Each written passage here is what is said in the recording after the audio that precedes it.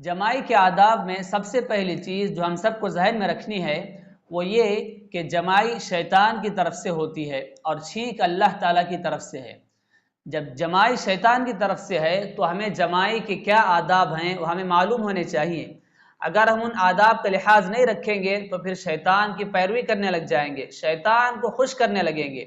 तो इसीलिए हम सबको जमाई के आदाब मालूम होने चाहिए। और दूसरी अहम चीज़ जो हमें जहन में रखनी है वो ये कि छींक अल्लाह ताला को पसंद है और जमाई अल्लाह ताला को सख्त नापसंद है। प्यारे नबी सल्लल्लाहु अलैहि वसल्लम ने हदीस में फरमाया, इन्नल्लाह युहिब्बुल उतास व यकरहुत तसाउब, कि अल्लाह ताला को छींक पसंद है, अल्लाह ताला छींक से मोहब्बत करता है। व यकरहुत तसाउब, और जमाई को अल्लाह ताला नापसंद करता है।